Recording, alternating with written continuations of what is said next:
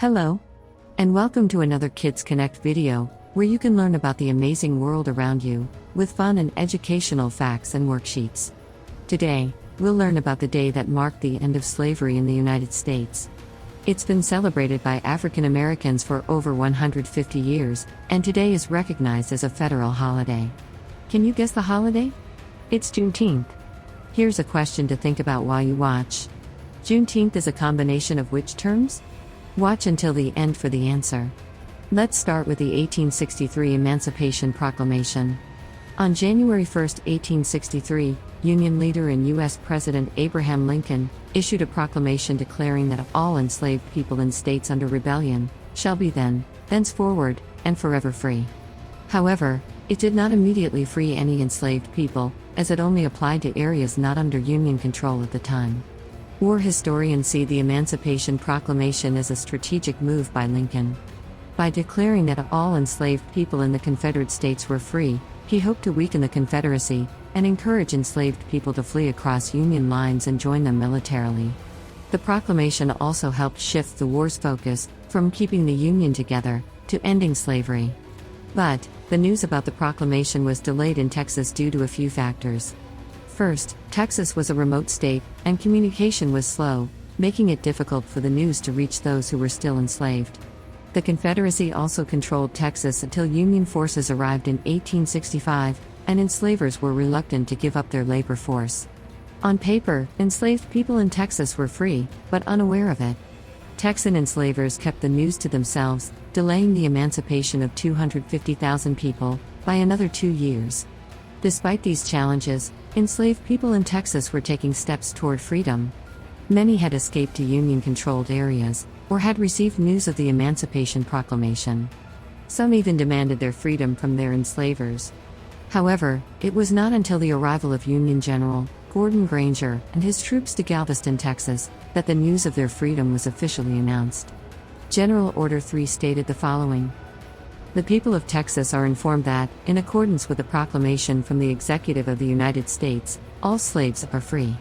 This involves an absolute equality of personal rights and rights to property between former masters and slaves. And the connection heretofore existing between them becomes that between employer and hired labor. The freedmen are advised to remain quietly at their present homes and work for wages.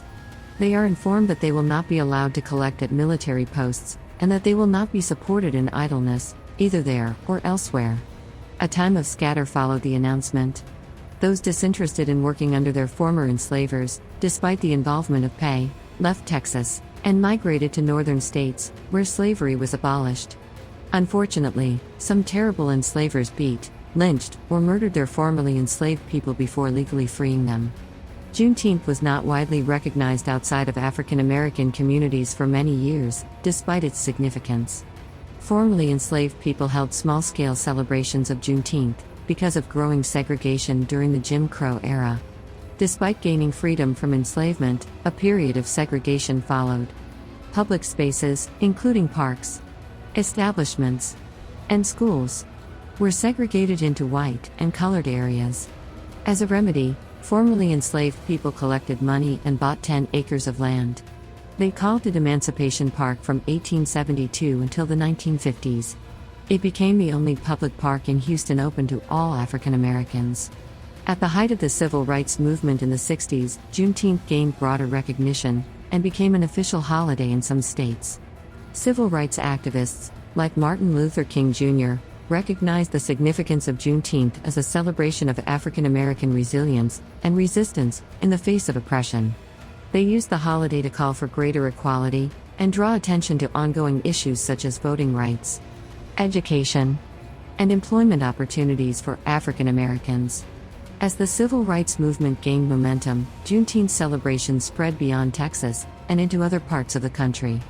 African American communities across the U.S. began to embrace the holiday as a way to connect with their history and celebrate the progress made in the fight for racial equality. Juneteenth celebrations during this time often included speeches, parades, prayer services, and public events that highlighted the achievements and struggles of African Americans in history. As a result, the holiday became an important opportunity for community building, cultural expression, and political mobilization. From being a state holiday in many parts of the U.S., Juneteenth, also known as Emancipation Day, Freedom Day, and Black Independence Day, is now a federal holiday. It was signed into law on June 16, 2021, by President Joe Biden. Today, Juneteenth continues to be celebrated by African Americans and others as an important symbol of freedom, resilience, resistance, and vigilance. As the movement towards racial justice and equality continues, Juneteenth remains an important reminder of the struggle and the importance of working towards a more just and equitable society.